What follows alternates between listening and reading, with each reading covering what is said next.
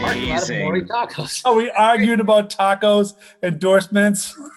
Wait, what did we do? By the way, we're recording right now. Steve just jumped the gun. I just jumped the gun. I don't care. All right, Oh, yeah, okay, well, this is our 30-30.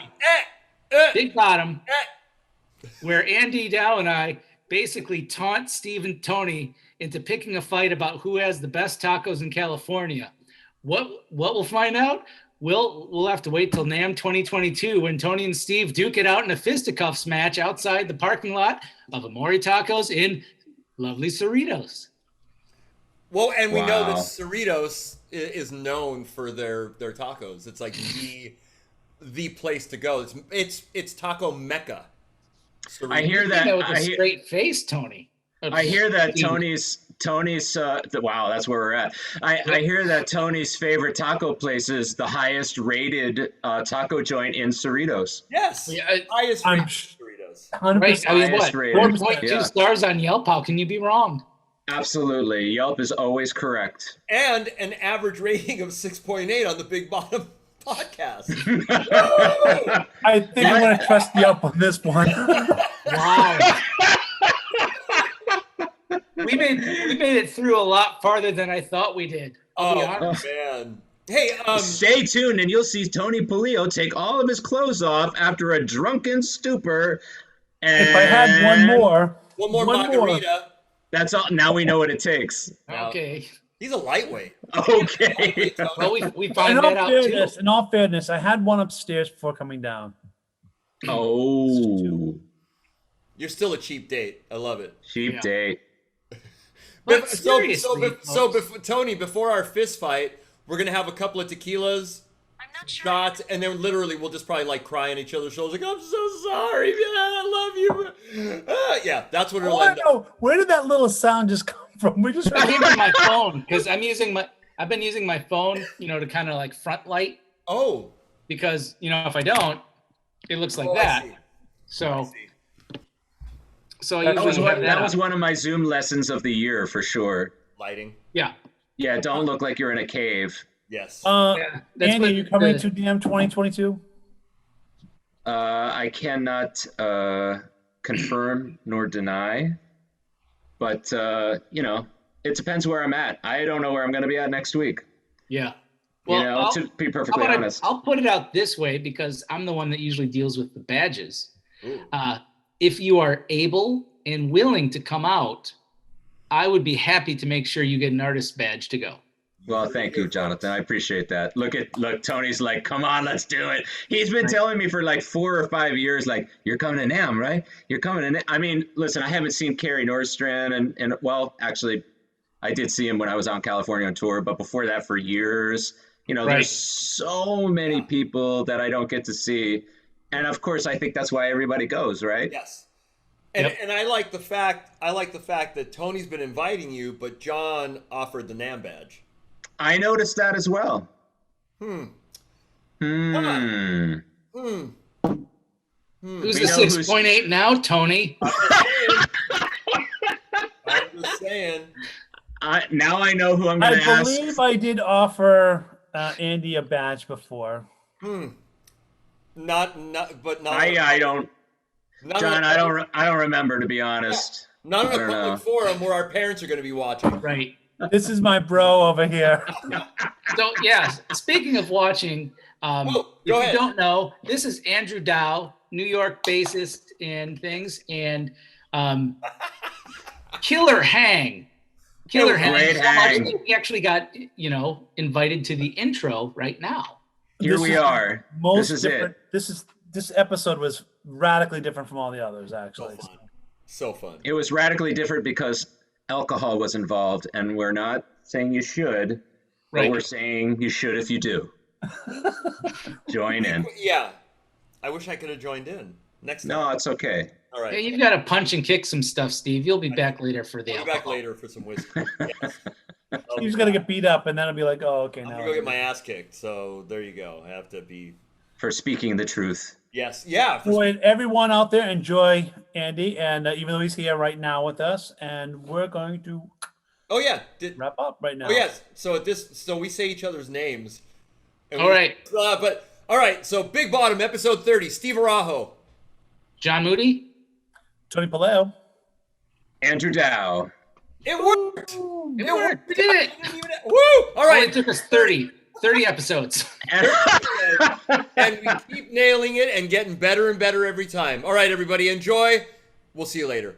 Bye-bye. Hey, gentlemen, we are recording Big Bottom episode Boom. 30. 30. Holy crap. 30 on Cinco de Mayo. 30. I was 30 once, long time ago. Yes, I yes. know. Happy Yeah, Cinco de Mayo. Yep. Everybody, cheers. Cheers. I will be joining in the alcohol a little bit later because I have a few things to do first, but I will be doing a little whiskey later. There's no pressure. No, there is. Having I feel Blanco very tequila right now.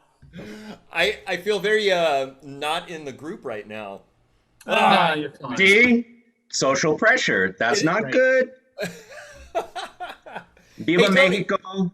Yeah, Tony, you want to do the introduction? Oh yeah, introduction. Yes. Wow. I mean, Oh, this is hard to we have record, so- Andrew Dow below us. Hey, yeah.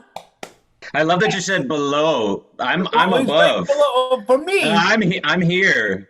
For me, you're there. so- So yes. I'm a lightweight with alcohol. Oh, this is awesome. Tony's gonna get plastered. I'm sorry, an Italian lightweight? Even Heard it at here my first, 206 pounds, I am a lightweight gentleman. It doesn't take much for me That's awesome. to start to feel a little hoosha. So I'm feeling. I it. feel like The actual Steve. dictionary term. It is a dictionary term, right? Okay. Yeah. I think Steve's our designated driver for the evening. I got you guys. Because that's not usual. Usually, well, last one with Keith, I was doing a little Buffalo Trace. I was doing a little whiskey. Yep. So, yeah. But I made it through. But I got you guys, man. I do not mind being the DD. I'm usually a coffee guy. Mm-hmm. And I'll just say this right now for anyone that's going to be listening. I don't know if viewers are listening. I'm waiting to have Jeff Berlin on. So when he's talking all seriously about education, which is, a big deal. I mean, I went to Berkeley, you went to Berkeley. I'm going to just sit there and slowly eat flan the whole time he's talking. Man, you're gonna be his biggest friend. He's gonna love you. I have a T-shirt with a metronome on it. That'll be great. Just eat flan and just say, I really hate the metronome. Go. I really hate the metronome. No, wait. I love the metronome. Jeff, what about the metronome? What about the metronome? What about the metronome? And then we can have Steve Bailey chiming in. Oh my God. It'll just be the dichotomy, the two sides of the. I talked to Steve about coming on. We're going to get Steve on too, actually. That'd be great. Nice. Well, Andrew, okay. So I don't know, but you're back east. Are you? You said you live close to Peabody. Peabody. Are you in Peabody, Mr. Pulio? I'm in Peabody. Yeah. Oh, it's Peabody? Peabody. Peabody. Hey, it's Peabody, kid. It's Peabody. We all say Peabody kid around here. Yeah, kid. I know that. From being the West Coast, I know it's Peabody. So are you close to him? I am. I've been staying with family on the seacoast of New Hampshire. Nice. Yeah, during the pandemic. I was in New York City and came up for a gig, and then the pandemic hit, so I stayed. Probably a lot more chill and comfortable where you're at as opposed to New York. I mean, New York was kind of a little bit crazy, huh? I have not been back. I'm going to go to New York the end of this month to go feel it out and figure out when I'm going to go back. But I have not been back since the pandemic. Wow. And, Wow. I've heard mixed things. I have a friend that one of my best friends, he was a neighbor. He's not a musician. He's a photographer, artist. And he grew up there. And he was actually telling me recently that it feels like New York when he was a kid, because a lot of the businesses aren't there. The big businesses, there are less people in the streets, more places boarded up. It's coming back though, man. I see people now, that friends of mine are, have gigs again, and New York's about to open up next month. I think 100%. Yeah. So Indoors. Yeah. Yeah. Oh, really? Oh, that's great. I think June 15th or something like that. I think around the same time. So Good. everything's supposed to be hitting again, man. And yeah, man, we can just August 1st for Massachusetts, I believe. nice. Is it? Nice. Yeah, I mean, there's How do you guys stuff happening in between, but How do you guys feel as musicians about things opening up? Are you excited? Are you hesitant? I'm just curious about how people are feeling. I'm a little of everything, because I think obviously on the one respect, you want to still try to do everything safe. Yeah. But I'm at that weird spot now where it's like, look, I've been doing everything safe.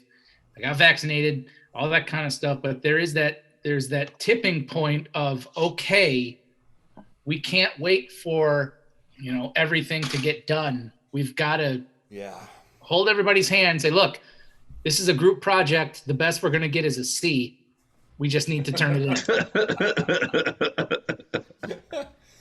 True. Yeah. No, I mean, I agree with you, man. I mean, it's I've been a proponent of doing it the right way and people getting vaccinated and making sure that more people don't die. Because it's been I mean, I don't have a word. It's been awful. We're incredibly blessed in this country to have the vaccine available that we do. Oh, yeah. And so lots of friends that I know around the world, they're in tough situations still. Yeah, my fiance actually does a lot of music with Indian artists, and she's just mortified with what's happening over there. Yeah, that's terrible over there. Not good. Yeah. Japan's in another. I talked to a booker about Japan, and they are officially locked down for the rest of the year. Japan For real? Yeah. Wow. Huh. Because I they did love not know that. they love the pseudo modern fusion stuff that Diggs does. So and I reached out and they're like, sorry, Charlie. Yeah. And I would love to have you go there this year anyways, but I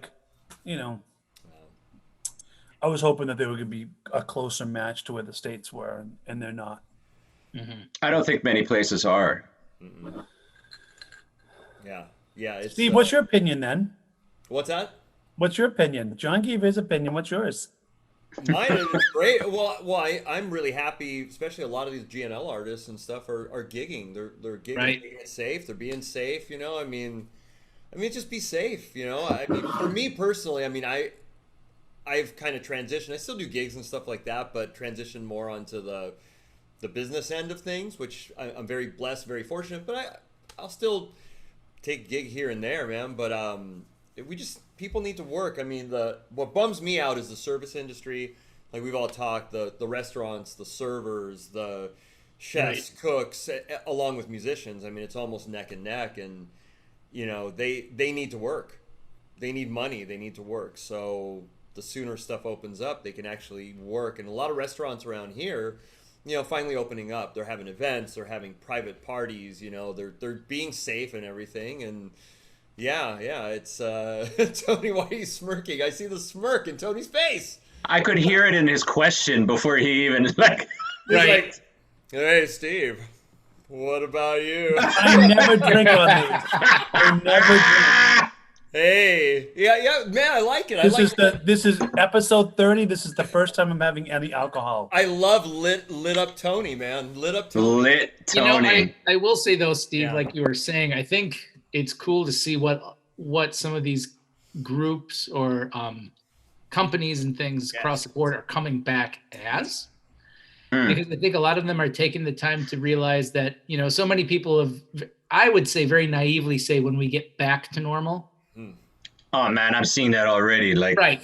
I've even seen it like in the classical world when they're like, well, we get back to normal. And I'm like, well, first, hold on.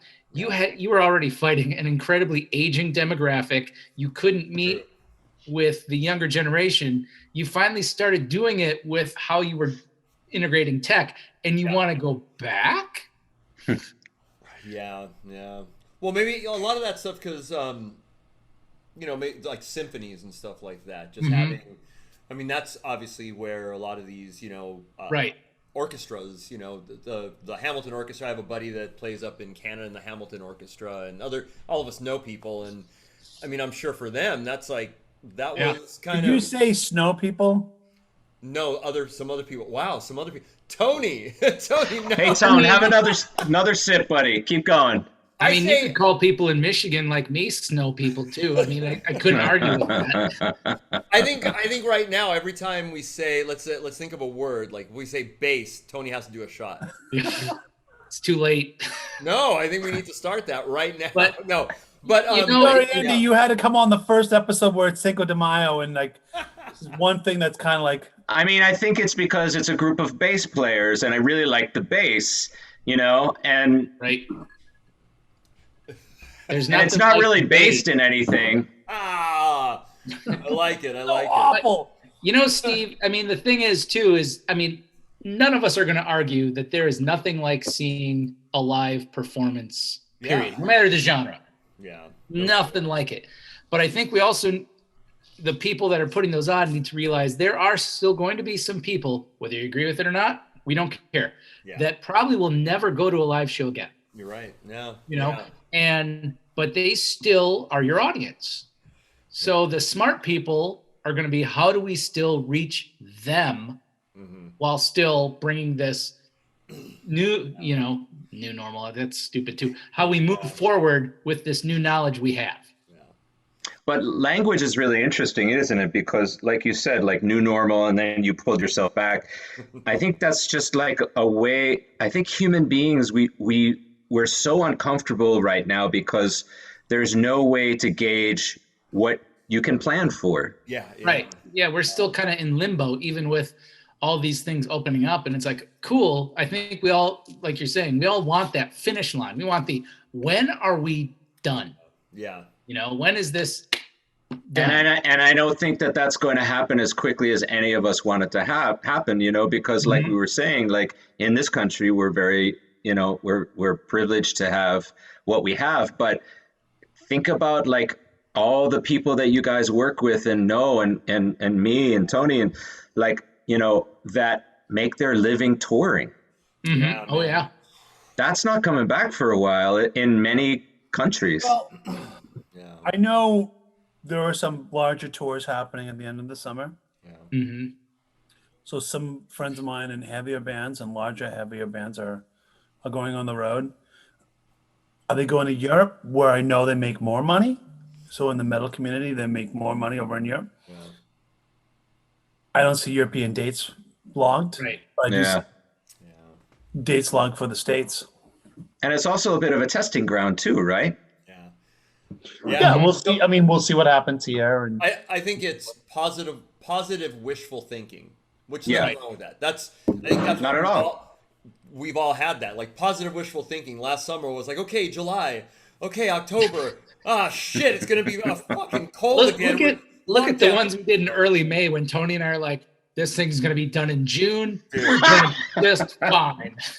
Wishful I was thinking. like, don't curse it. Don't say a word. Yeah. Don't say a word. Yeah. I so- mean, I've had club dates. I know, Steve, you played in the club the other day. stuff. Yeah. I'll take it. I'll Yeah. take the indoor Mhm. shows. I'll take Absolutely. it. I'm booked. Yeah. I don't have a lot, but I've got bookings throughout the summer. Right. I don't think this is take this lightly how I say it, because I don't know the best way to say it. I don't think this is necessarily a terrible thing as far as forcing us to change our thinking to think about our own communities. hmm How can you make a life out of music within your community, even if you don't live in New York City, even if you don't live in LA, even if, whatever, because those places, they're going to take time as well. But and maybe that will force us as musicians, as an industry, to fight to get paid better where we live.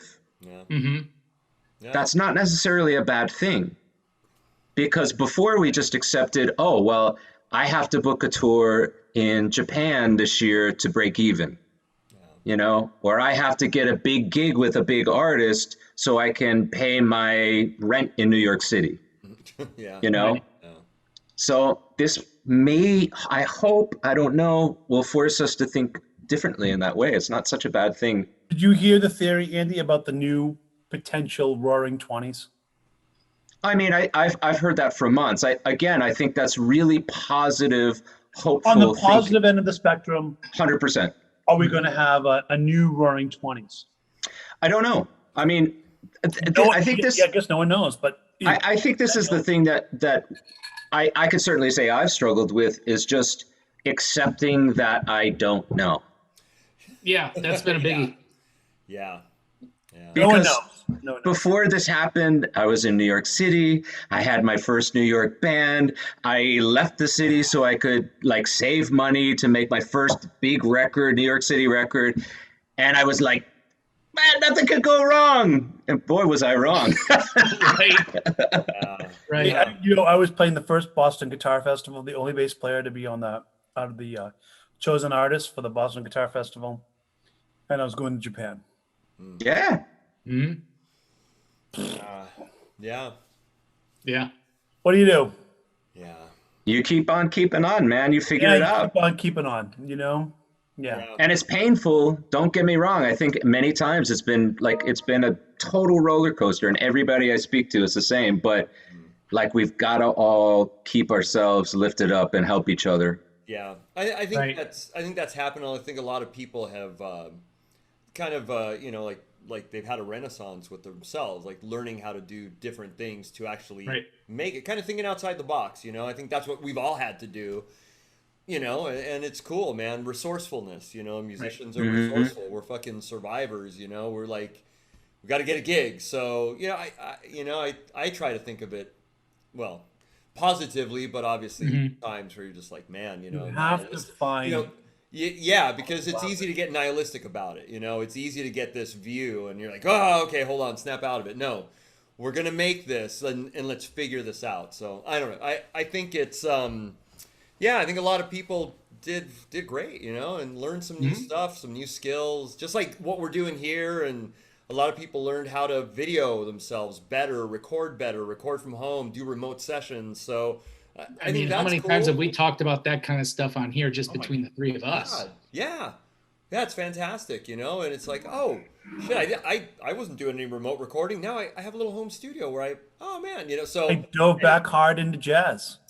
dude, yeah. Well, and Tony knows. I mean, well, you do too, Steve. I took a very hard look at my current trajectory of being the first call guy for musical theater, which is great, and I love it. And saying, maybe I don't need to do all those shows anymore. Maybe my solo stuff that I really like doing really needs to take a lot. Jonathan, where are you living?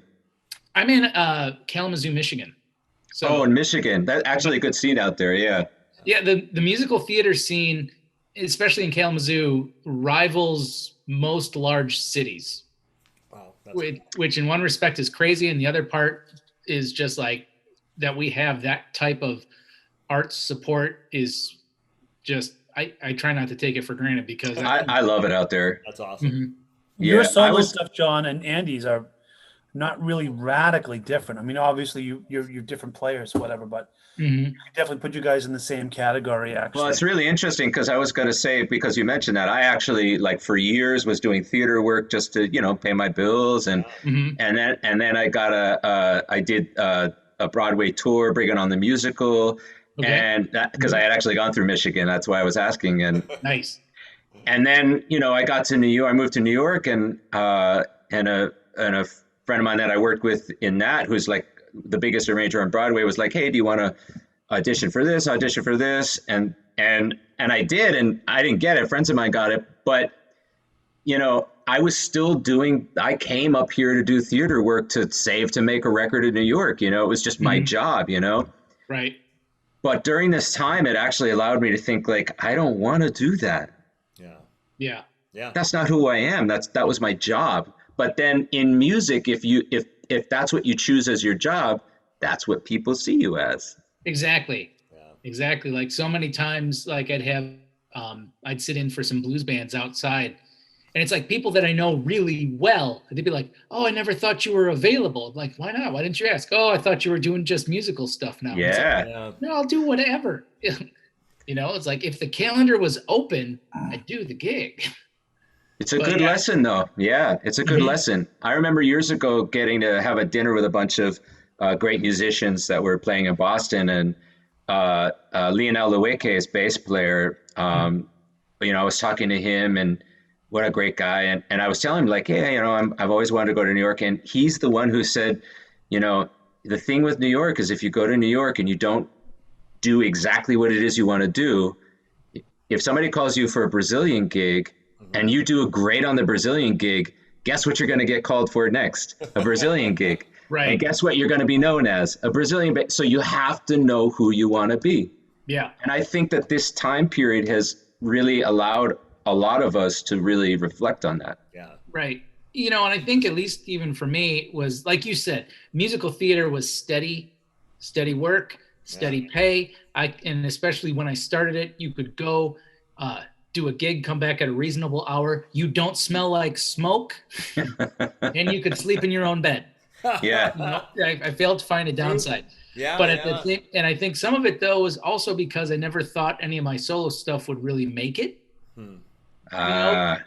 And I think it was coming through just like my first album was actually, I recorded it during my divorce, mainly because that's what got me through it. Yeah. But it was that kind of thing and hearing some of the things people were saying. And I'm like, you know what? Maybe my idea of making it with this solo record needs to change, because obviously if it's reaching these certain people a certain way, maybe that is the success kind of thing. And so then that's right. And so then with this whole thing with no thing, well, the only thing I could do right now is just my solo stuff. Well, that seems like a pretty awesome idea. I never had time to devote just to myself. Now what are we going to do? I always remind myself of this great quote I read. There was years ago after Bill Evans, had become Bill Evans, and he was interviewed, and the guy interviewing him asked, when you got to New York, did you go out and did you do, sessions where you're trying to like meet people? And he said, no, I knew if I stayed home and took care of the music would take care of me. Wow. And that's what I remind myself all the time. That's a heavy statement. Mm-hmm. And shoot, man, Bill Evans, just whew. Yeah. Man. All right. Well, thanks again, everybody. Big Bob. On that note, we can't go. On that note, I gotta get another margarita, right? There you go. Exactly. Well, Andy, have you been doing recording? Just talking about like you have a little home studio, or you've been doing recording? So I actually, when I got, stuck in New Hampshire last year, I got a little bit of gear and started recording some solo stuff actually. Excellent. And then released my second solo record beginning of November. And then I also was learning how to mix. Yeah. So I had recorded a trio session in New York before I left. And so I've been mixing that. That's gone very well and very badly. I've already gotten, thank goodness my friend is mastering it, because I've gotten masters back twice and I'm still not happy, and it's all me, Dude, that's a huge thing. Drums, right? Drums, piano, bass. Is that what it is? Drums, saxophone with effects, and bass. Yeah. Oh, cool. Yeah, it's gonna be so good if I could just get it, Dude. But that's the thing, when your expectations are like this and your level is there when you start, Right. But again, you're doing it and you're learning new skills. Doing it. That's like a renaissance, Maybe that's what this Roaring Twenties is. It's a rebirth, it's a reach out. I don't know, man. It's very interesting. I've heard Andy's stuff. He's hard on himself. Yeah, which is great. He's hard on himself, man. Yeah. I think we all are, we want it to be great. He fucking kills it, actually. Yeah. Well, I love Drunk Tony. Drunk Tony's the best. I got to admit, as soon as you said saxophone with effects, I'm like, I'm ready for this album right now. Yeah. Thank you, man. I am too. The saxophone player is named Jared Yee, and he's just kind of a staple in New York. I went to school with him at Berkeley, and he plays in Adam Neely's bands, and he's just like the most beautiful human being you could ever meet. So cool. He's really special. I can't wait for people to hear this. Dude, that's gonna be rad. You bring up something that we never talk about, but it's always one of those unspoken things. How important is the person themselves over the musicianship for a group? I mean, I can speak to, I'll start. I mean, well, you guys think, but I don't want to talk the whole time. But for me, because of my personality, it's crucial. But I also, like the drummer that was playing in my group in New York, he has this great group with these superstar musicians, jazz musicians, and he has a piano player and a saxophone player that are polar opposites and don't get along. Oh. And I remember and they I'm sure they like each other, but musically they're just like fighting the whole time and arguing with each other. And I went to see an open rehearsal before they recorded a record, and I asked him afterwards, I was like, man, wow, that was intense, you know? And he smiled and he said, that's what I want, that energy in the band. That tension. Yeah. Okay. So it really, I think it depends what you want the end result to be. And also how sensitive you are to that. Yeah.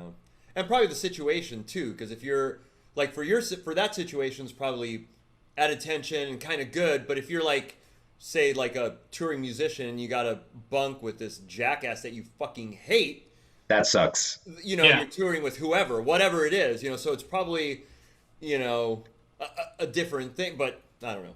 I think the hang is important, obviously, but the hang's huge. But I mean, to talk about what Andy's saying, like in Dig, the four of us, every single player has a slight degree of a Type A personality. Yeah. And Andy, you know one of them. I mean, you know my drummer, so you know Zeke. Yeah. I mean, Zeke's not exactly like a low key guy. You know. It's probably good to have a certain point, you know, like it keeps you on your toes. It basically works. Yeah. It basically works. I'm like, nobody's a wallflower. Yeah. And there's a little bit, just a little. But as long as it's respectful, it can work. It's completely, utterly respectful. Yes. Completely. Yeah. And I mean, significantly Tony, more than past situations. knowing you as well as we all do, I wouldn't expect anything less from your group. Yeah. To have a little bit of that bravado, a little bit of that rough edge that every now and again grinds on everybody just enough, but you know that you're still all bros. You are by my guys. Yeah. I love it. Well, is it? I'm actually probably the mellowest out of the four of us. If it's drunk Tony, it's totally different. Drunk Tony. So if Drunk Tony goes on stage, is Dig Batera a different group then? Is it more of like? Well, I have to say, you'll never see or something Tony like on that. stage. Drunk Tony on stage is Spinal Tap. I will never ever drink before I go on stage. Nice. Not even one drink to warm up or anything. I learned that lesson as a kid. That was a tough lesson to learn. Oh yeah. I will have an occasional glass of wine before I record. Sure. That's more highbrow. A little more. Yes. You know, a lot of people say, well, just to take the edge off. I mean, you're committing yourself to something permanent, right? Right. So, if you're like already like a kind of an anxiously like go guy, I think it's all right. You know, I think it's okay to like take a glass of wine. Boom. I put a post out recently, what red wine goes best with recording ballads before noon. Yeah. Right, you know, and I gave you some solid advice. I got some really great responses actually from the community. Yeah, that's funny. And I will do that, but I don't go on stage and drink. I'm like, I treat it completely differently. There's I will a level never of professionalism. You know, you have to. Yeah, I mean, it's not. Well, it's like Andy said. You know, we're still doing a job. Yeah. You know. Yeah. You wouldn't walk into your job at Burger King, grab a beer while you're sitting at the front desk, kind of thing. No, I mean, I'm usually. I don't know. Maybe at Burger King you would. I don't remember. So. I don't know.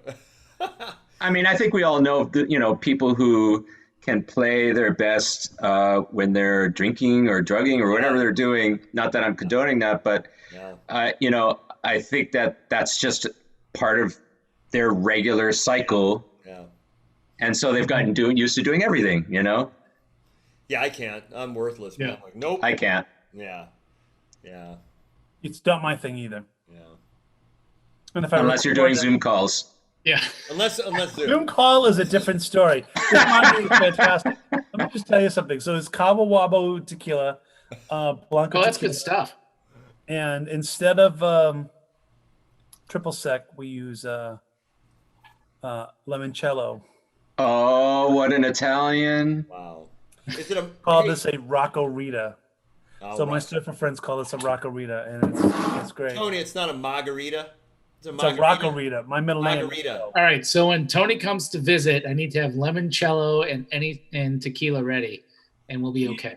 You know, any great Saturday at the beach in real close to where Andy is, and Which beach? at Rye? Rye Beach in Genesee. At 10:20, Of course. you'll see a bunch of middle-aged men drinking like iced drinks in the morning. And by the way, Tony goes to that beach because that's the beach for surfing. Yeah. Oh Yeah, yeah. the big Cool. surfing beach. Surf beach. Yeah. The Genesee Beach Surf Club will be there, and at 10:20, you know, that's our little thing. Nice. We basically have Rocco Ritas every 10:20. So Tony, usually do you we're in the know- water to have two Tony, sets. do you know Zap's shop in Seabrook Beach? I know Mike Powell very well, actually. That's funny. No, Man, no. yeah, Mike. I just met him on the beach. I was taking photographs a couple weeks ago. What a great guy! He's crazy. I believe that, I've known but still a great guy. Yeah, no, he's a good guy. I've known Mike for like, dude, like I don't even want to say, like 30 years. Yeah, no, he knew all the people I used to play in rock bands with when I was a kid. We and, lost yeah. touch. I saw him a couple of years ago. He's a good guy. He's a good guy. He was hanging with his kids and his dog, and just yeah, it was a hang. He owns a shop. Yeah. Zapsticks, Nice. and he has a great mom because his mom helped him with all that stuff. Dope. Yeah, his mom's fantastic. And Mike's my age, and I've known Mike for forever. You know, forever. That's dope. And he's a great surfer, by the way, too. That's what I hear. He spent a lot of winters in Hawaii and everything. So yeah, he's a spoiled kid. You know, Yeah, yeah. like I know. 19, 20, 21, 22, all those winters was like in Hawaii. The best waves in the world. Hey, man. Yeah. So anyway, Hey, So Andy, what do you talk about? Let's talk about let's get into some nerd stuff. Now that Yeah. I'm done with my drink. that's why I said, minutes, and and now we're anyway, finally I was getting ready. into I the was base ready. segue. Ah! What? I'm kind of shocked it's been this long because I know where it goes when I'm talking to Tony. Dude. Yeah. Bases. What are you playing? Was that what you were gonna ask, Tony? Well, There you go. of course. Steve, thank you for asking.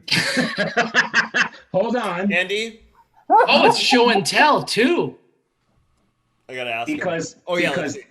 listen, my whole life I've been searching for this bass, and I finally have this.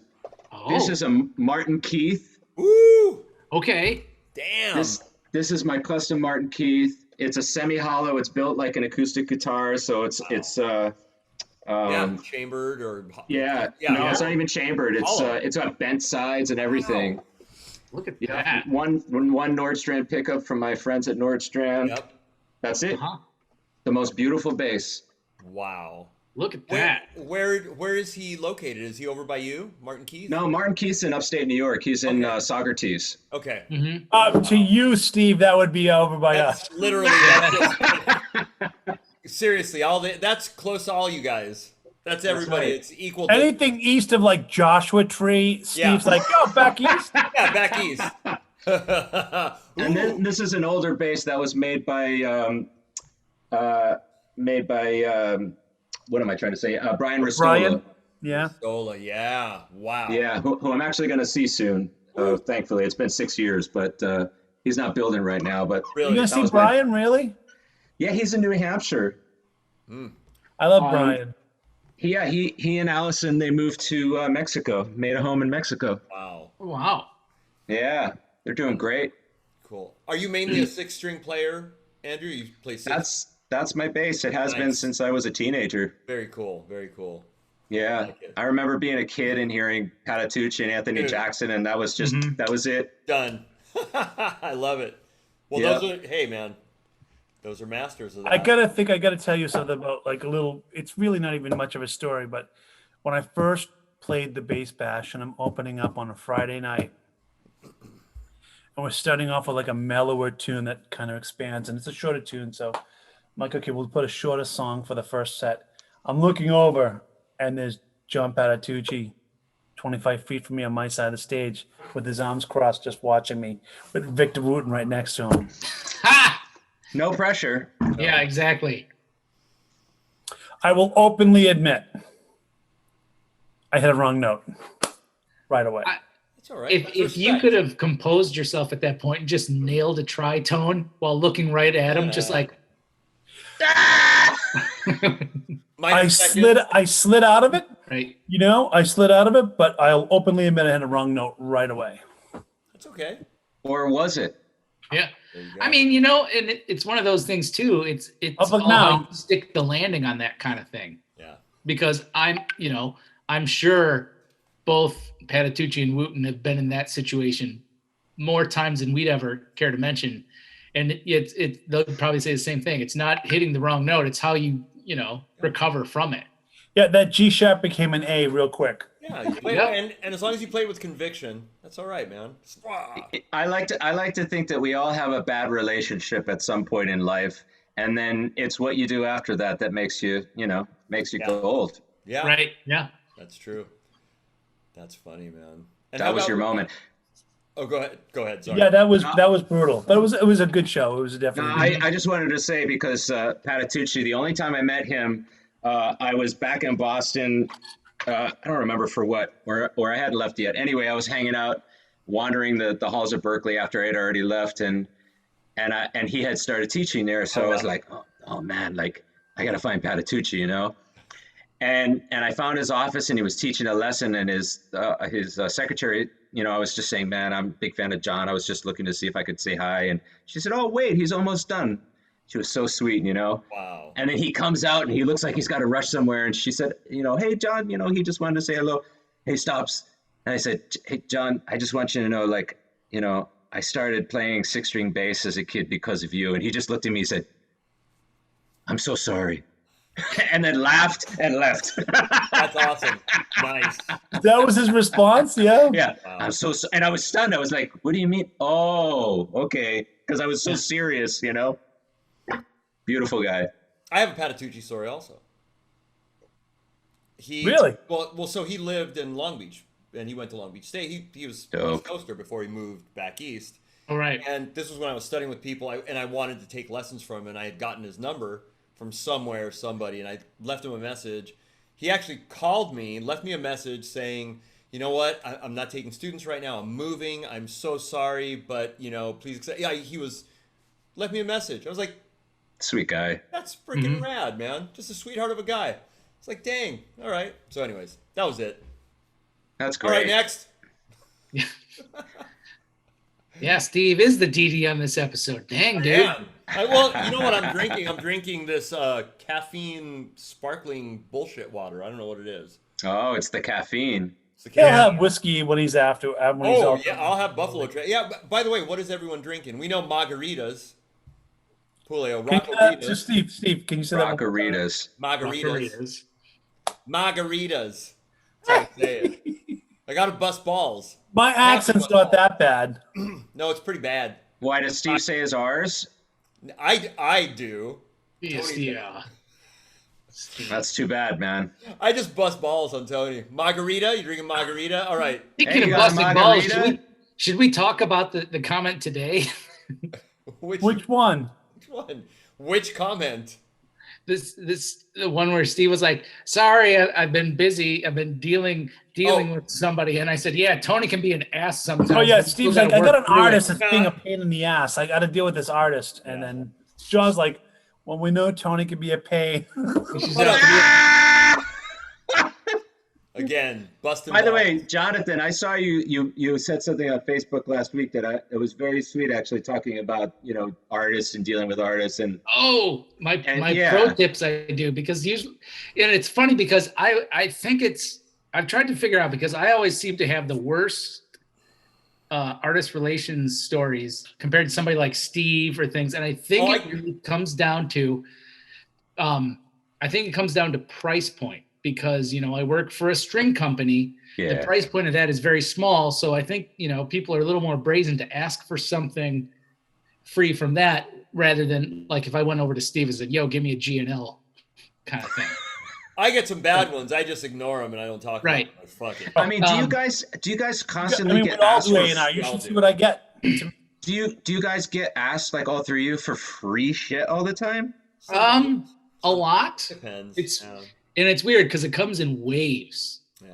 Yeah. But a lot of the stuff is funny too, because I'll get these guys that are like, I've been using GHS for 35 years and I can't imagine ever using anything else. And I'll say, and I'll look at their stuff, because I'll look at all of them. It's just it's like you set up criteria just to make your job easier, so you can look and be like, no, they're just not there yet, or and you judge also by the tone of their email. Yeah. Yes. It's like, okay, I could, this person, maybe when I turn them down, I'll tell them why. Yeah.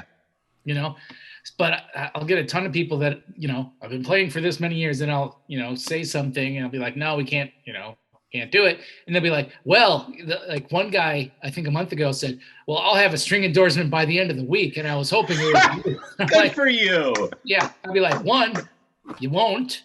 Yeah. Two, I'm just going to pass this along to all my other artist reps I know. Do they not think that you talk to all the other reps? I don't think they do. I don't think. I mean, it's really a small industry if you really think about it. We all know each other. By the way, I didn't realize, John, you're GHS. Yeah. I'm so grateful. Like, I don't need an endorsement. It's okay. I play other stuff as well. But thank you so much to GHS for making a wound high string that I can use for an F. Nice. So you string it like that. So you use the 20. This is just for composing for a couple new records that I'm working on. So I was like, I want to restring it to a different tuning, because I have my other tuning on that bass. And I was looking at strings, and it's like, straight steel, straight steel, straight steel, straight steel, wound 20. Thank you. Nice. And the funny thing is too, is it's like tone wise, it's really not different. Yeah. It's really not different from just a plain 20, but feel, it matters a lot. And I have a 7-string that I use, and that's the only high F I'll put on it because of that. It's like, look, I know it's going to be, we're splitting hairs in terms of the tone, but in terms of the feel going across, if you're playing 6 regular strings and suddenly you hit that other one, it feels bad. I mean, it's just something that you shouldn't have to get used to. So I'm just really grateful. That's cool.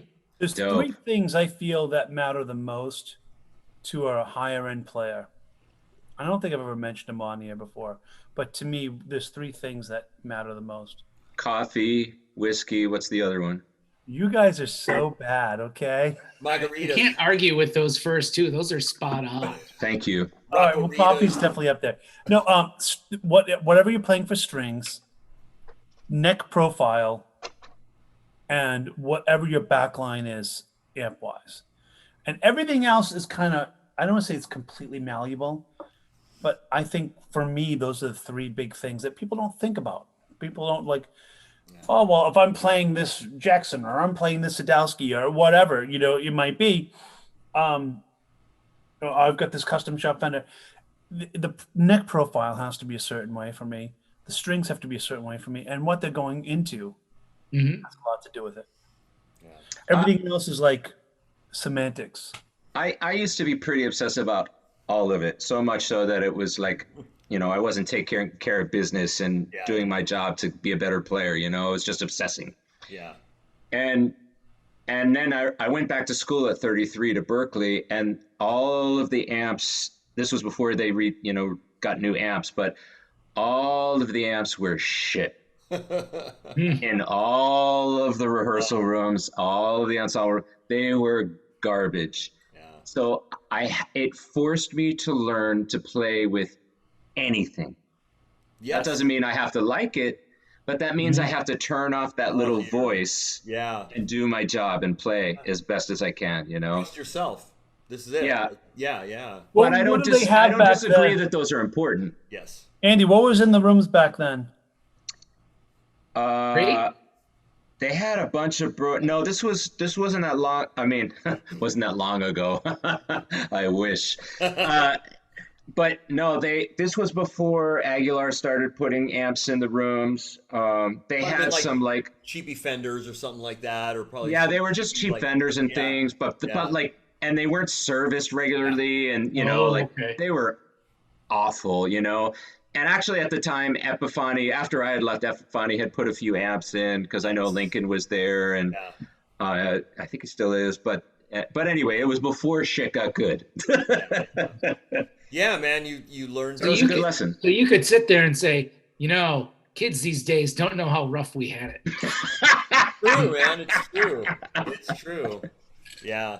But, you know, with the artist thing, too, like, Andy, you know, it's the tone of the email and the tone. That at least, even if you end up not doing anything, it's nice. And you can write back and at least you have a rapport, you know? Like, it builds a rapport. It builds a relationship. And, you know, and I get, you know, especially younger kids, I get like when we were all growing up, we, you know, to say that you were endorsed by a company, you're like, oh my God, you know, it's like this status thing. So, I mean, I get it. I get the hunger for it.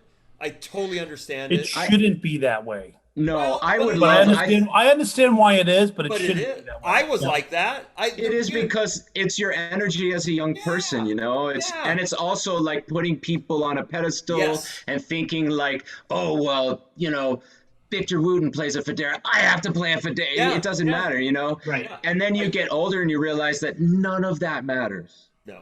Yeah. But when you're young, you're like, fuck, if I can say that I'm endorsed by Fender or Aguilar or whatever. Totally. Like, woo, yeah, you know, but, you know. I mean, that was still me when I got my first endorsement was just that. Be like, I've made it. And looking back, I'm just like, man, nope. Yeah. Nope. And and not to take away from what you guys do, because like as an artist, you know, if I need something and I can't get it where I am, and I can call somebody and say like, where can I get this? Right. That makes all the difference in the world because it allows me to be comfortable to do my job to the best of my ability. Yeah. Exactly. That's really important. But it doesn't mean that you lean into that and that's the thing that's going to make you good, all good. Right. But it's supporting, you know? Right. I think what for me was one of my buddies in the musical theater circuit, he is a private banker. Wow. Meaning, he works at PNC. And when you reach a certain level of your savings there, you do not go into the regular customer service. You do not talk to them. You have a direct line to him. You know, so my buddy deals with, you know, because we're in Kalamazoo and that's where, you know, Pfizer is. Yeah. Stryker. So he's dealing with all these people, you know, who's, you know, millions and stuff. So he's dealing with them directly. And when he was telling me about the, you know, the care that he likes to give them, because it's like you're saying, Andy, about the thing of like, these guys need to call and they have these very big projects they have to do, much like if somebody's on tour and you can help them do that. He's like, it's kind of cool. And I started thinking, I was like, man, really, I'm the private banker as an artist relations guy to some of these huge guys that are on the road. Yeah. You know, and once I started putting it more in that way, you know, and is when, you know, started people being like, man, you know, I couldn't do this tour without you. You've been invaluable. I can't, you know, and that's right. Right. And it's just more of that. It's like, no, we're working together on this. But I wish that I think I said this to Tony when we talked the other day. I would love to see you guys do one whole program on artist relations just to speak to younger people and say like, listen, this is what we look for. This is what we expect. And it's just because we're a business. You know my thought on this already, Andy. And I'm like, I'm usually a very positive guy, but I'm a negative Nancy in that realm. You know, the other thing on that note is that if another thing to take away from the millions of people that are going to be listening to this, all the musicians everywhere around the world, And all our parents. the parents. Right. The 247. Your parents listen to your stuff? Yeah, they do. The 8 set of parents that are going to be with us. Come on, they're all going to be listening. No, but that we all know each other. Like we all know each other. We're all 1 degree of separation from any manufacturer. I mean, literally. Just between us right here, the 4, the majority, and then you start sticking a couple other people. I mean, literally 1 degree of separation. So when if you start getting a reputation, people know oh man, Good or bad, yeah. So I'm gonna just say it because this is just it. I have a very different opinion on this. Steve is enjoying this way too much already. I mean, I'm going to have this on repeat as soon as it goes live for like a whole day. Yeah. Go ahead. Usually I do the 24 hours of a Christmas story, but it's going to be 24 hours of drunk paleo. Oh, You guys know God. me already. I can't wait. All right, let's go. So I have a very different approach on this. Extremely different.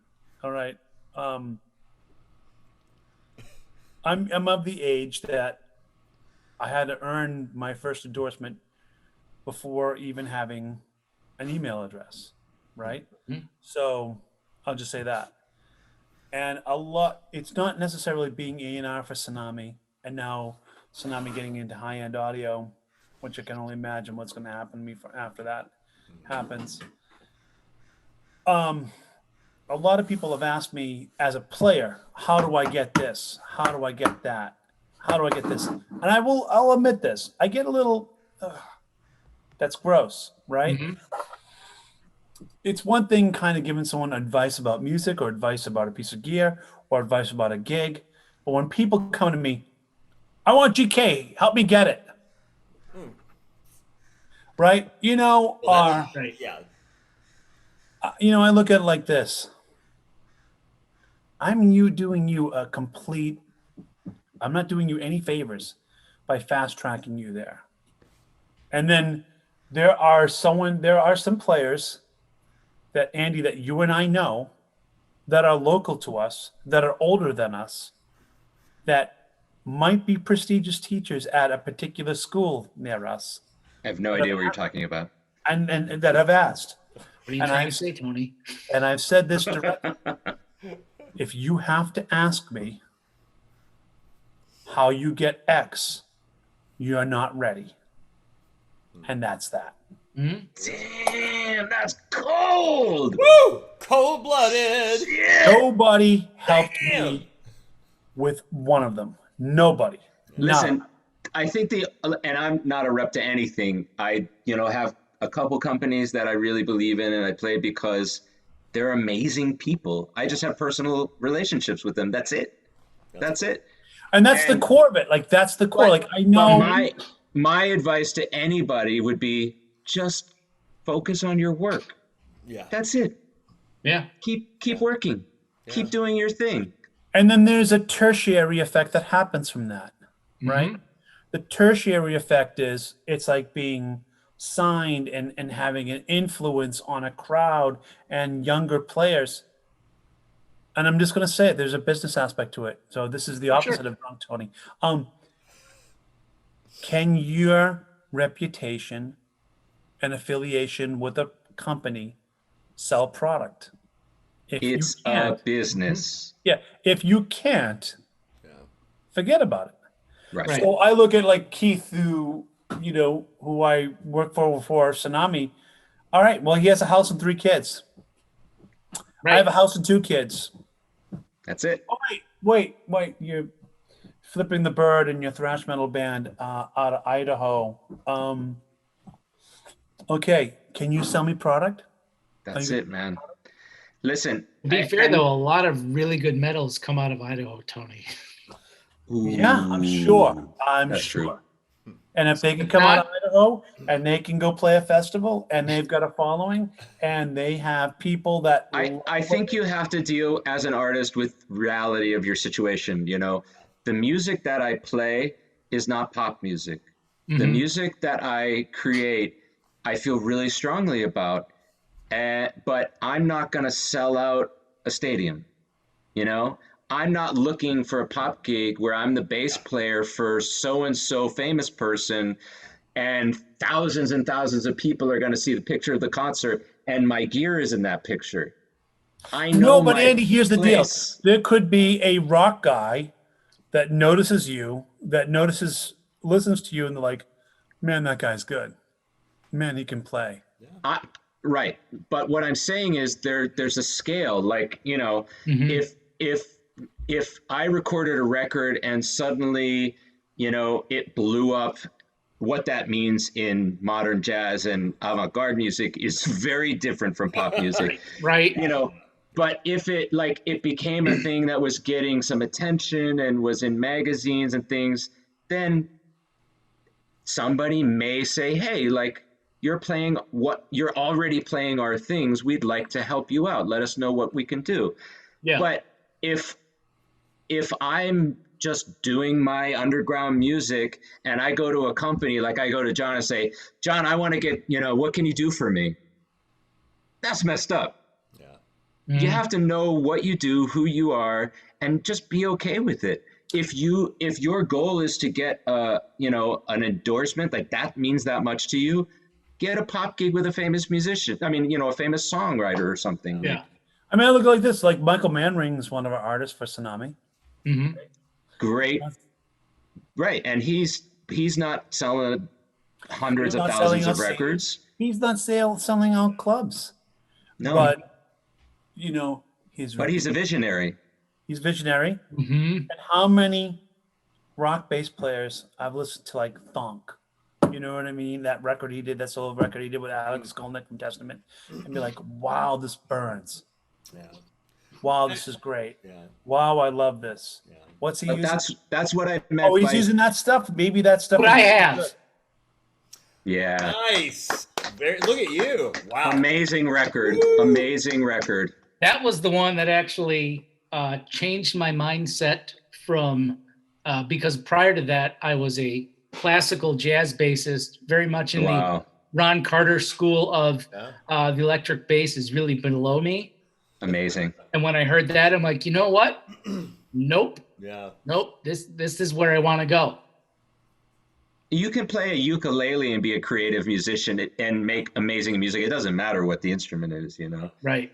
You know, but to your point, Tony, like as an artist, I think, you know, do you want to be famous or do you want to be an artist? Because not many people are both. A very small percentage. Right. So there's this gray area, and then And what goes there's- along with that? Yeah, Mhm. and it's up to the A&R to understand this is a potential artist. What is his or her effect on the people that would be buying my product? Mm-hmm. And that's Yeah. and then that's key. And maybe it's not a famous person, but maybe it's that guy has 80 students in a greater metropolitan area of major city X, Mm-hmm. That's so beautiful of you to say. That I'm glad you said that. That's really lovely. right? And that guy's an influencer, Yeah. so to speak, to use Yeah. you know, a millennial term. So What the kids are using? That's what they say. Right. Yeah. that's There's what they say while they're drinking the margaritas, right? So people are flying. Now they usually will be doing PBR because they think it's hip and trendy. How did that come back? I don't know what I happened don't there. know. Don't know.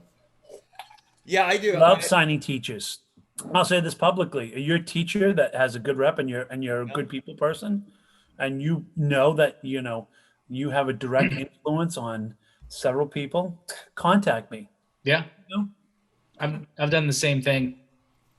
As soon as That's somebody's lovely. We I don't give care a necessarily. lot more preference to younger kids starting out, even though I know that, they're not going to reach the criteria I'm looking at.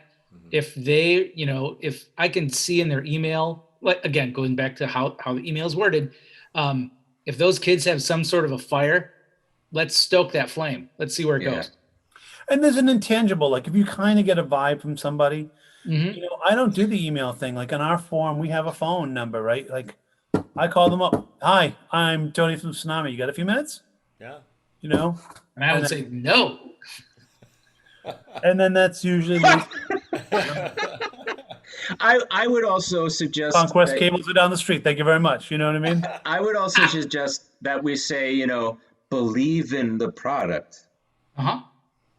Don't just try to get something because it feeds your ego. Like, Yeah. believe in Yeah, the. this isn't a badge of honor. This isn't some sort of merit badge like you're, like an overground artistic Boy Scout. Get rid of that mentality. Everything that I have, no matter how much money I've ever had in the world, I could get the U2 gig tomorrow or something like that. I'd still be using exactly what I have. Yeah. Mhm. Yeah, man. I just had this conversation earlier today to somebody, maybe Steve. I don't know. But yeah, it's a case by case. I mean, for me, it just depends. Yeah. And it also means a lot too if it's almost like, okay, if this guy speaks for this person and I respect that person, it's kind of like the mafia, like you vouch for this guy, all right. And he's going to be cool. coming out to NAMM 2022, and he's going to be Hell playing yeah. it. I love it, man. He keeps trying to get me to go to NAMM. I went to NAMM years ago, Yeah. and what a wild time. I don't know how you guys do it and survive every year. I'm not sure myself, if we're honest. Dude. I would go Because for we the have a hang. routine, Andy. We have a routine. I mean, to be honest, I think that's really the only reason we still all do Is it. the hang. Yeah. Is the hang. And it's I like Tony can't- said, we do it because Tony and I schedule our plane trips so that we either arrive on time or Tony goes and gets the rental van because I he know- gets a big van, I know and then what's he coming drives next. Go and ahead. picks me up like an Italian mother at the airport, and then we go to Cerritos and we get tacos, which makes There it Steve is. really upset. It still makes me upset, and we're not doing it next time. I'm taking you to a real fucking taco spot. You know Why what, can't Steve? we You, do both, Steve? Araujo. Steve, Screw you. Steve, you hang in there, man. You push them because real tacos, you have to Right here, buddy. Right here. You and me. listen. I'm a gringo, but my ex-wife is Mexican. Yes. Okay, and I spent a lot of time in Mexico. Tacos Tú sabes, should not ¿verdad? be. You don't. Papi, tú sabes, carnal, You know ¿verdad? what? Sí, ¿Me sí, entiendes? sí, sí. Estos gringuitos no saben nada que el sur de California creen que Cerritos tienen los mejores taquitos y He's pendejitos. bragging on Cerritos. Pendejito. He's never even Esos been to the pendejitos. place that John and I go to. He's never No, even been there. No, and I have this discussion with many people. I have this discussion. John is just cracking up. Also, California tacos are very different, Yes, but they can still be delicious. Well, it depends, and there's so many places. Listen, did you look at their Yelp review? I don't get Are Yelp. you shitting me, Tony? He brought up a Yelp review. Yelp review, Tony. If I go to, I've never been to Argentina. If I go to Argentina, I don't look at the Yelp review to decide where I'm going to go to eat. Neither I ask the do cat. I ask the cat on the street. Like, There you go. hey Listen, man, where okay, should I get some great food? So By accident, John and I stumbled upon this place, and then we went there. We're like, Through Yelp. this place is great. Actually, I think it was partly we were hungry and I had to pee. So Ah! we need to find some place So- to go right Oh, now. Andrew, okay, Listen, look. Steve, I got to tell you, first of all, the reason why Tony feels so great about that place, other than nostalgia, is that he lives on the East Coast. Thank you. Yes. You don't know. You don't know. So the thing is that Southern California probably has the best Mexican Hispanic, not just Mexican, but just I've Hispanic spent food. a lot of Yeah. time in Southern I'm California. busting you, man. I'm busting You you. guys are awful. I was born here. I grew up here. So there's so many other places with better ambiance, better than that place. Steve, Expand. you're talking about a place you've never been to. We were there. I went love there that with fact, you. by the Did way. you go to Amado Tacos with us? Yes, when we went up to fucking Schefter John, did that he? one time. Actually, yeah, I think he did I once. did. I went one time. Oh. Yeah, I think did. It was, I think it was Dude. during the was it the tsunami hang? No, it was when we went up to fucking Schechter and we did that Yeah. goddamn road trip. Well, no, that was Oh. yeah, okay. Yeah, that was when you both picked me up. And Yes. then we had to get or Tony was freaking out because when we were going to go see Scummy, he's like, do I bring coffee or something? And I'm like, I think that would be a polite thing to do. So we make a special trip to Starbucks, go get coffee. And then as we find out he brings it there, doesn't drink coffee. So Tony was upset. So we brought Scummy some coffee. And Wait, yes, I'm sorry. You can't say scummy and not explain who that is. Yeah. Go ahead. Scummy is Artist rep at Schechter. Yeah. Okay, Scummy. Mm-hmm. Bless So, him. anyways, me, born and bred, Tuscany. Tuscany, born and bred, Southern California, Salvadorian. I'm super fucking particular with my food to begin with. I know the best fucking Mexican, Hispanic, Look at whatever him go. foods. Look at that fire. And we take him to Mori Tacos. And you take me to Amori Tacos, it's okay, but you tell me that this is the fucking best spot. Fucking bullshit. Sorry. Did I say it was the best spot? I think you I probably said it was did. excellent. It's really good. It's all right. To be fair, Tony, you get really passionate about stuff. I believe you probably said it was the best spot. Thank you very In much. that moment, you probably thought this is the best spot because it was a hang and, you know. And I'm bless just him. going, no. There's so I love this. I'm sorry I stoked it, but I'm not sorry. I love all of this. Well, Andy's next time, like, as soon as this goes live, I'm just replaying this 10 minutes. John, where's my backup? John, you like it too. I do like it too. Christina. But at the same point, it's the same thing. I like Angelo's, but I also realize what Angelo's is. So You know? I realize what Angelo's is too. Angelo's is cheap and dirty. Okay. It's the cheap and dirty post-workout chorizo burrito that you We haven't eat worked in the so morning, John so and you I have will good go to the food. gym like the respect Wednesday it. before all NAM right. and then go like get the dirtiest, But- reekiest burrito in the morning. But you know what? That has its place, and there's good places like that. Especially, dude, Southern California. That's I it. like Amori Tacos so much that I stop at Cerritos on the way home, on the way back to the airport. Yeah, Look at Steve. He can't handle it. He can't handle it. Every What's Sunday gonna happen hurting his Andy, soul. is the next NAM, there is going to be a bare knuckle fist fight in the parking I lot leave my of Amori car, Tacos which is between usually Steve and Tony. usually a truck or something because I always have a posse of guys. I usually have a truck or a van or something gross. I one time last mass for like, no, maybe not last time, the time before I go, what's the ugliest minivan you have? Do you have anything with paneling? I want that. And they delivered too. Yeah. That was gross. It's like the fucking Science of the Lambs Buffalo Bill van. Oh, can you help me with this? There's car? always so many guys, right?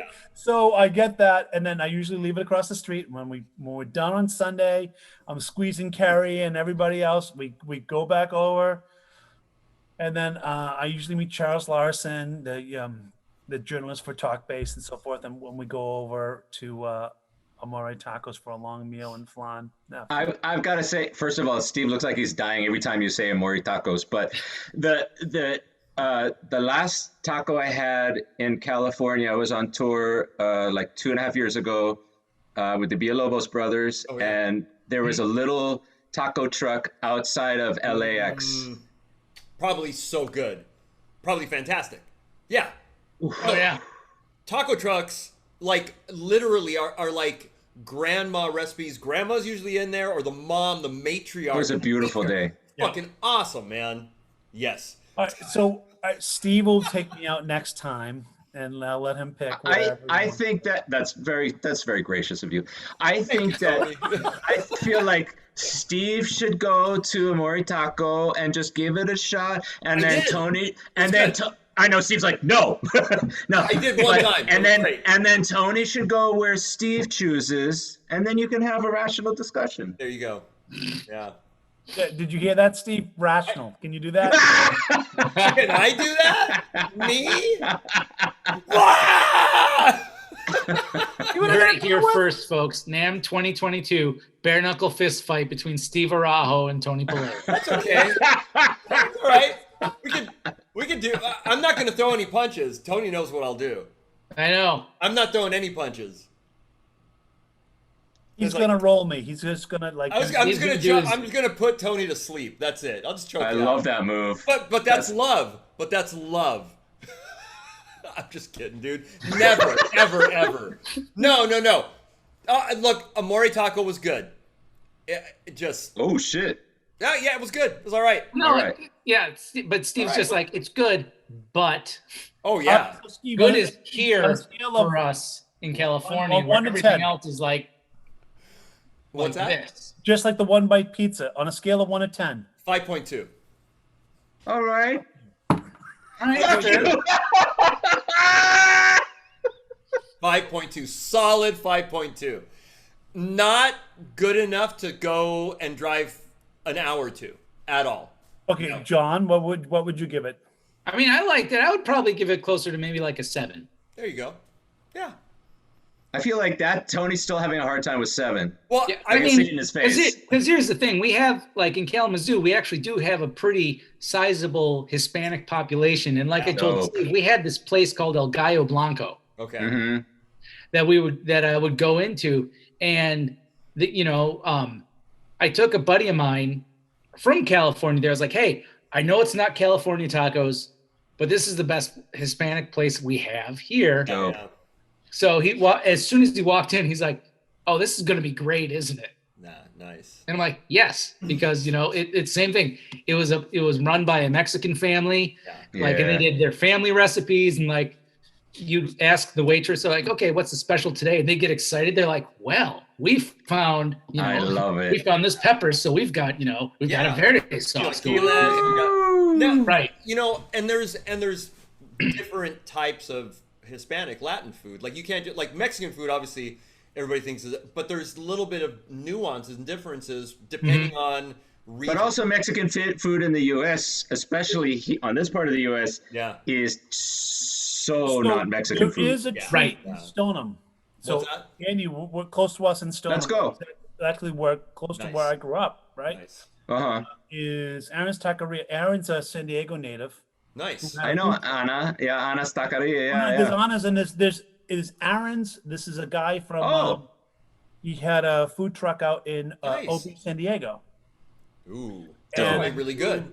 He moved out here, Yeah. literally 2 streets over from the house I grew up in. Nice. And so it reminds me very much, and Gina says the same thing, like it's got a super California vibe. Yes. That's dope. It's just like when I'm Yeah. out there. well, Man, is it open now? Just like, yeah. Ooh. He's Let's doing go. takeout right now.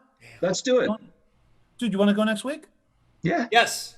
Oh, sorry. Steve, I would love for you to be out here. I want to go. Pictures of it. It's really Book yourself I a love flight, that. Steve. I don't imagine Steve booking a flight to come have Mexican food here. It actually sounds like pretty good. I bet it's gonna be good. Yeah. he's a total OB, native. We talk about surfing and shit like that. Nice. So when we're out there, and it's pretty cool. Actually, so back to Amari Taco, I give it a solid 8.2. There you go. Damn. That's good. All right. I love it. That's good. That's good. Good for you. I mean, we should let me pull up a calculator here. You're entitled to free will. Your Oh, own there it whatever. is. There you Yeah. go. Yeah. Steve, all right, blow me away. Steve, blow me away. Take me to your favorite place. I will. Steve said 5.2, right? 5.2. Yeah. That's my Okay. score. Yeah. Plus 7. It's not to the score where I would go out of my way. Right. It's Guys, utility. listen, I'm not gonna lie. Like, if this is your new career, like traveling the country and just scoring Mexican restaurants, you're welcome. Yes. According to the calculator, that means Amori Tacos has an average score of 6.8. Okay. You know All right, what? listen I'd here, go you for that. fuckers. I'm going to do this that- right now. Hold on. No. 6.8 is, you know what? I'll take that. Perfect. Yes. You I'll know give what? that- People are listening to us for like music, and I don't then give a shit. and I we're don't like, care. I'm talking food right now. We're gonna have No. to have Andy back to really just more I'm talk sorry. about his music. Dude, and talk about stuff. music. Okay. Yeah. So Andy, where were you born? Because I hear an accent, dude. wait a second. Forget Andy for a second. Hold Okay, on. hold on. No, and you speak Forget Andy Spanish. for a second. This is This is important. important. Hold on, there's a hill Tony needs to entiendo. die on. Andy, we love you. Hold on one second. Oh, damn Well, it. first of all, I don't speak fluent Spanish. I do understand. That's awesome. Cool. Yeah, so I can answer you in English. awesome, I man. understand Yeah. most everything. That's cool. I did a Yelp when I met my ex-wife, her English was rocky, so we spoke English all the time. Oh, wow. Okay. Yeah, That's yeah. cool. Nice. But man, actually, I think I'm going to Mexico in a couple months to go do some work for Brian Ristola. Whoa, nice. So I'm really excited. Dude, you're going to have some good food, man. Okay, Man, so he on keeps- Yelp, I'm sorry, Here he Andy. I comes. have to I do love this. this. Oh, I Yelp. have to do this. On Does it Yelp, also say 6.8? 4.5 stars from everybody. Yeah. they have 5 stars. 1, 2, 3, 4, 5 stars, right? So they have 202,566 reviews. What's the average? Probably good. Average is 4 stars. That's great. Good for Good them. for them. Yeah. Nobody's Mr. against their Araujo. business. May they stay in No one. business. More, and I hope they're good. I mean, it was good. It was good. Like for me, it was good utility Mexican. It was 6.8. 6.8. I'll take that. That's a 4. According to their average, it would be an 8.0, closer to what I have in my 8.2. Oh man, I love Tony. Well, All right. That would be. And in this corner, the Italian stallion, That's, you know, Tony it doesn't take- Julio. Excuse me here. So anyway, Base. Drink. Oh, I have Yeah. to tell you one thing, Andy. You did something to me. This is probably Just once? the ruckus crazy episode we had out of all 30. You influenced me. I went and I got the. I did not do. No, foods. Oh, You didn't go with Electrofoods? that's a rad shirt. I did something very close. That's a dope shirt. I got the Fat Fuck B. Okay, you're gonna be very happy with that. A good buddy of mine Probably going has to one. turn, Nice. the overdrive, the geranium, the internal part down way low because I Uh-huh. want a little bit of just give yourself a little grind, just a little enough. I mean, that I it love the kinda- dark glass heavy stuff, but I like it more for progressive rock. Mhm. That's what I'm doing in Dig. So I am the Fat Fuck is on its way. Good choice. I Very, don't know very if good it's choice. pronounced Fat Fuck or Fook. Fat Fook. Fook. We know what it's called. you know I think It it's is. I think it's definitely fuck. Yeah, Yep. I think so. But Electrofoods is one of my favorite small. I love effects. One of my Nice. favorite small effects companies are out of Philly. Cool. I Shout out. love supporting small companies. Nice. Mhm. That's a great name. I like the Right, name. Electrofoods. Yeah, Yeah, it's rad. yeah, Huh. those guys. There's also a Boston small company, John Snyder. Electronic Audio Experiments is one of my favorites too. He's out of Boston. Check him He's out out, of Tony. Boston. Okay. Yeah. How's this? Yeah, stuff? he's getting huge. His hand is in so many different companies helping Is he them more of a create guitar guy or bass circuits. guy? Nice. His pedals all work for bass. Cool. Really? Huh. Yep. Ooh. Yeah, I have like 3 older versions of pedals of his. I have a newer version. Yeah, I'm a You know, big fan. Nobody uses overdrive in jazz and in the avant-garde jazz so better than you do, man. Well, I don't know about better, but I steal it all from a guy named Stomo Takeshi, who he actually is one of my favorite electric bass players of all time. He's a fretless player. Okay.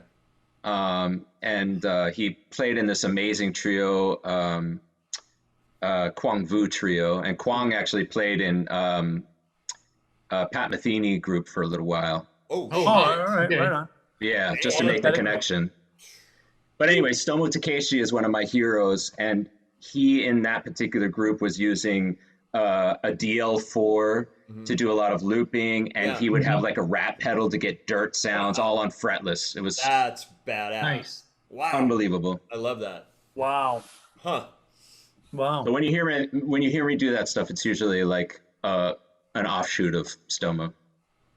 That's cool. I have to check that out. Out of the group, I am the one that's on the side of no pedals. Steve has 2 pedals now. But I just got Yeah, No. Aguilar. I just got this. I don't know. I have First the of all, I love Aguilar. Yeah, I have the optimizer and I have this. Mhm. And Good choices. I may threaten to put it on a board. That's how, like, Don't worry about the board, man. Just take them out. that's playable. Plug 'em I'll just in. have We fun. have some of our artists that are doing huge stadium things still set up everything with no board. Yeah, So I like that. But I'm I kind mean, of. I love the Temple audio board. I really do. Yeah. I love Mhm. how organized and neat it is. It's like, Yeah. I just got so used to just grabbing, like right now underneath my desk, I just have pedals, Nice. and I just got used to just grabbing things for different gigs, just so Sure. to like keep myself on my toes, you know. Got Mhm. it. Got it. Yeah. So I'm gonna have fun with those. I'll start experimenting. But hey, but before we wrap everything Oh, up yeah. and get your socials, we have 3 questions for you, Andy. Oh, I forgot you said this was coming, and I purposely didn't look at the past end of episodes for this. hey, We're going Good. to start with Mr. Araujo, Mr. 5.2. Can you please give your give the first question? I may throw a wrench. Throw a Oh, little are you gonna wrench. steal somebody's? I may That's my steal thing. someone's question. I think he's going to try to steal my question because think- that's what he said. poor Tony. So much love. Yeah, I know, man. All right, Andy, living or dead? I'll stick with mine. Hold on, I need to see what it was. Okay, living or dead? Who would you like to have studied with? And I guess it could be music, but honestly, Anything. Anything. Yeah. David Lynch. Dude. Whoa. Wow. I like love that. David Lynch. He's like one of my heroes. I've like watched every interview I can. I would love to, I know that doesn't quite answer your question, but I would just love to just Are you like kidding me? sit at David Lynch's house and watch him paint and just have a conversation. I just listened to a podcast he was on. I think it was Conan O'Brien. Okay. Friends with Conan O'Brien or something like that, or it was either one of, but I mean I've heard other stuff. I fucking name it. That's rad. I like that. Love David. And he really has a perspective on the creativity. You know, I think part of it is that I really I can relate to, I mean, obviously he's like at this crazy level, but I relate to how he thinks about art. You know, I think that there are a bunch of interviews where people ask him, you know, who are your favorite filmmakers? And his answer is always, listen, there's only 24 hours in a day. Like, you know, I like to watch a film once in a while, but I have work to do. Yeah. You know, and I appreciate that. That's cool. That's a rad answer. Mm-hmm. Nice. All right. Who's next? Mr. Moody would be Mr. giving Moody. the next question. All right, let's see. I think I can do my own without stealing it from Tony. So let's see. Living or dead, who would you like to jam with? Ooh. I get to use to my question. Yes. Wow. Oh my God, so many people. Pick So, no, I'll pick one because it would be alive. One of the people I went to New York to play with, and he actually did say in a conversation he would play anytime, and then this happened. So part of my desire to go back is to play with Ben Monder. Ben Monder is a great guitar player and Oh, and definitely a hero of mine. Oh wow. Okay. Yeah, if you don't know Ben's work, check out Ben. Actually, to go back to John Patitucci, he recorded bass on Ben's last like big crazy record that he made. Really? oh, cool. I'll have to check it out because Monder. Yeah, Okay. I'll have to check him out. That's fantastic. I've never. yeah, heard of he's one of the greatest guitar players probably ever to live. I love Yeah. hearing about a new artist That's from awesome. artists on You there. You guys will you'll be so happy. him. Okay. Thank you. That's rad. Yeah. Nice. My last question, and it's kind of related to what we were having earlier. I love it. Our meltdown. Love you, Andy. Living or dead, who would you like to have a meal with? Share a meal with? Who would you like that? Tony Polio. Me? Actually, we've had a meal together, but I want like I want. Okay, so other than Tony, We have broken bread before. we have broken bread before, and I've had your coffee, which is Probably good. Yeah. Nice. somehow it put more hair on my chest. I get it. So who would I like to have a meal with? Damn. Geez, man, it's because I just had some, such a great time and I had some of this, but I look forward to every meal with every one of my friends again. And that actually makes me very emotional. I get that. Ew. Holy shit. Wow. Yeah, you Yeah, hit me I on miss that one. everybody a lot. Yeah. Whew. Wow. So I can't wait for every one of them. Man. Oof, time for the water. Right. Oh. Amen and cheers to that. Seriously. Yeah. People, You know, Oh. I've seen a man. lot of my friends, but I have Oh, man. a really good couple friend of mine that I see on the 4th of July. He's like a high school friend. I call him like my normal buddy, right? Because it's him and his wife, and they have a great house in Wakefield of all places, and they have their Yeah. 3 daughters, and everything's great, and there's a huge party, and there's lots of family. And I'm usually the bartender over there every year. It's a big garage. That's great. He's near the fireworks down there on the lake, so we see the fireworks in the lake, and I'm always barely able to get home. And you're like, Gina, here you go, right? So they're very cautious about being. They have an immune compromised younger daughter, Oh, sweethearts, yeah. Okay. and you know I was putting off the vaccination for a while, and I heard from his wife we're really not seeing anybody, and right now because unless they're vaccinated, and most of my friends aren't like that, but I have some that are like that. And hearing that said, that motivated me. Yeah. My love for wanting to see them made me want to do it. I mean, there's no better motivation. Yeah. Right. Whew. Beautiful, man. Man, thank you, Andy. Thanks for that.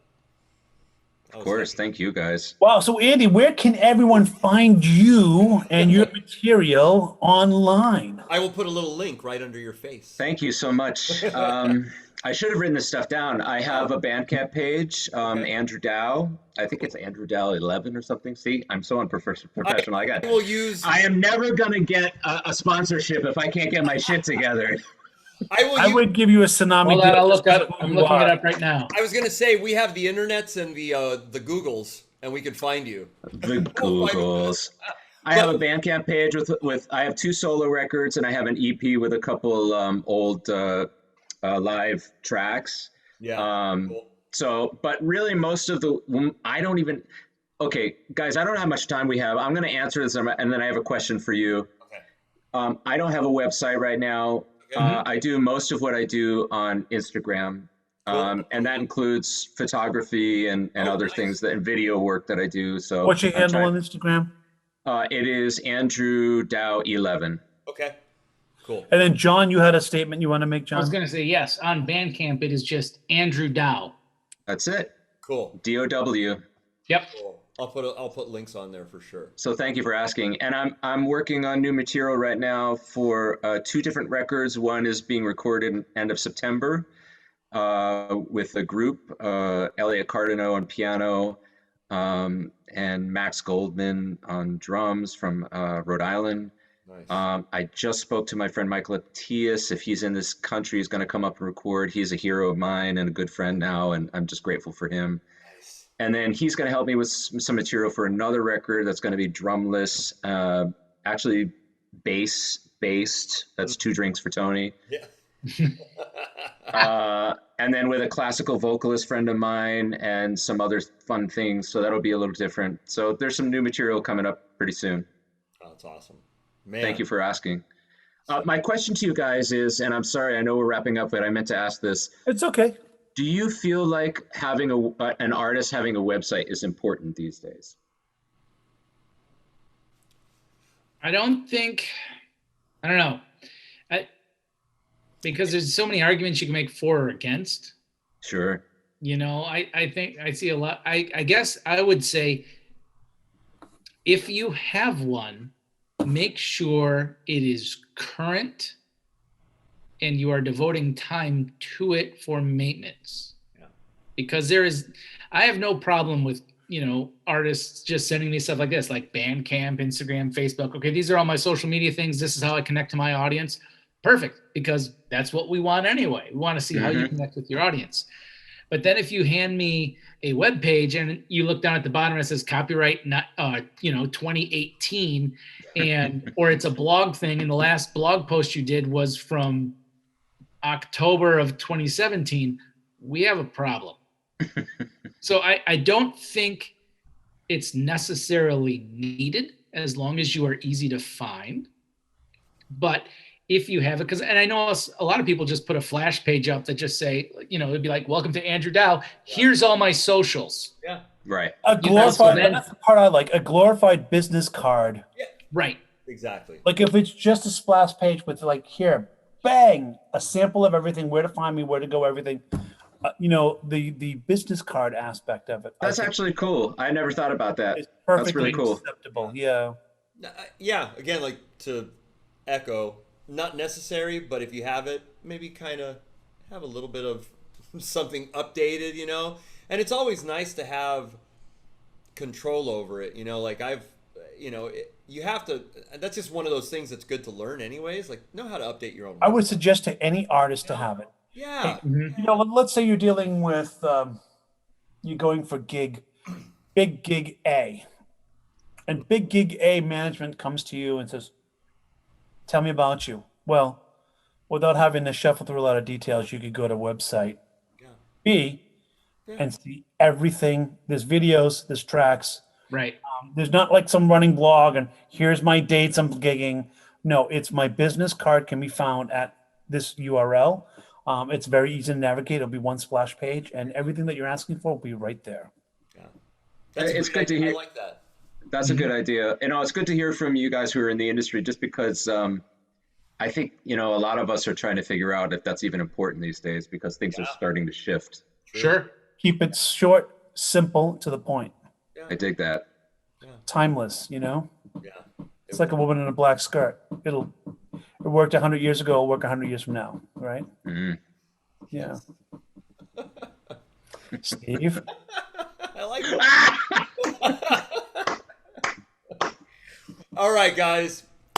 Andy, can't thank you enough, my friend. I mean, It's absolutely a pleasure, guys. what a rad conversation, and we're just really glad, you know, you came on here, and that obviously you're safe, so your family's safe, and Yeah, and I hope the same for you all. yeah, man, and I particularly got to thank you for the that heartfelt answer, like buckled us. It's freaking rad. I love that. I Hey, really, man, I mean, we all miss each other. Yeah. That's what it comes down to. exactly. So, and on that note, we close this out. We keep talking shit, but we turn the recording off. So Amazing. Now the green room. yeah, and the green room. So Big Bottom episode 30. 30, dirty 30 with Andy Congratulations, Dow. guys. Thanks, Thank you guys. so All right. much. All right. Bye, everybody. Bye-bye.